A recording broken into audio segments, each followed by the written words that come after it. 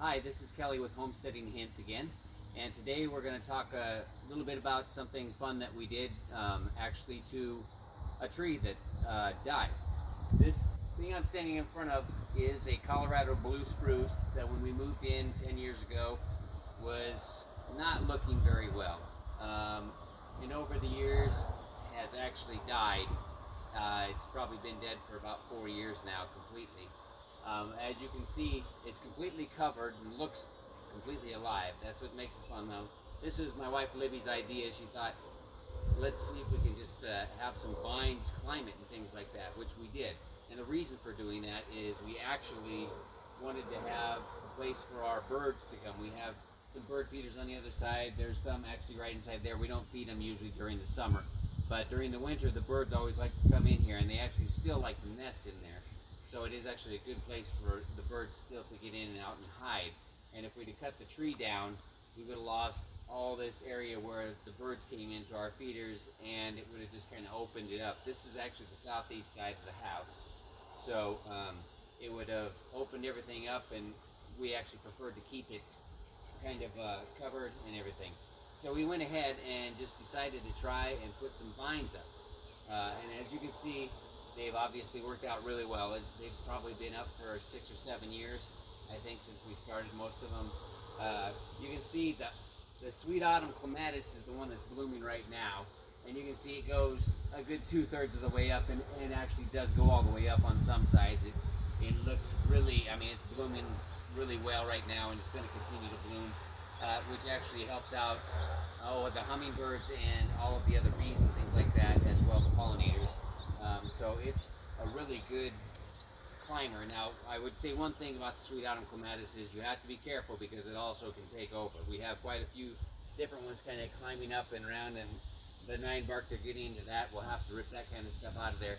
They will go crazy, and you can almost make them a weed in a lot of places because they are relentless. They reseed and they continue to go. So be sure when you're putting them where you have them that you're not too concerned about them climbing on other things. Another thing we have is trumpet vine, and I don't know, there were a few blooms on it. It's the one that's straight up in there, kind of sticking out towards you. It has a few of the orange blooms on it. It had quite a few more, about 2-3 weeks ago. The hummingbirds actually really like the trumpet vine as well. The other thing is, you can see clear to the top, there are a lot of wild grapes. They are ready to harvest right now. If the person could reach up there, I know there's a few of them right in here. We have that if a person wanted to make jam or whatever out of juice, things like that, that they are getting ready. They are pretty much ready actually right now. I don't know that we're going to make anything out of it, but if a person wanted to, they are here, and it's also another good food for the bees. So, all right, not the bees, actually the birds, but it's worked out really well for us, and they are climbed all the way to the top. There's also woodbine, which is mostly just a vine. It actually does a very good job of, I mean, it can become invasive too, you have to be careful, but it does a very good job of climbing and getting up a long ways. And the last thing, mostly on the other side, is what we have is hops. So that's our 5 vines, but hops is kind of interesting. I mean, it's an interesting vine, has a few flowers on it, but mostly it's just a climber. And it doesn't go quite as high. I think it's probably about 10 foot tall. But it actually does cover a section on the other side, a pretty good section. So we have the entire tree, dead tree, that's entirely covered by vines all the way around it. And it gives us all sorts of different colors during the summer, and also a good place for the birds to feed, the bees to feed, and everything to be covered. So it kind of works out really well that way for us, and is kind of a lot of interest for us as far as just enjoyment and being able to watch the birds and things like that.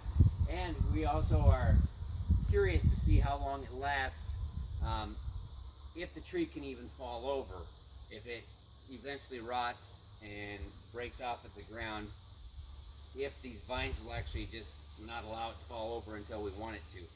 So it's just curiosity on that. Like I said, it's probably been dead for 4 or 5 years now, completely dead. So It's got to be kind of rotting down at the bottom, but it is very dense and thick, and again, a really fun kind of trellis that's pretty unique and neat in just the fact that it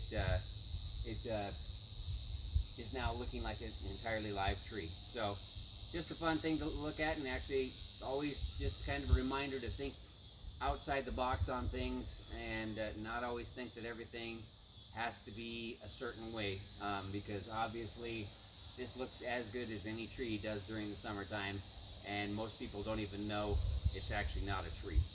It's a trellis of a dead tree. So it does work out pretty good, and it's a lot of fun. So I believe that's about it for this week, but we wanted to get a good one in here, and when it was blooming, and the sweet autumn clematis was blooming like crazy, and it's worked out well. So thanks everybody, until next week.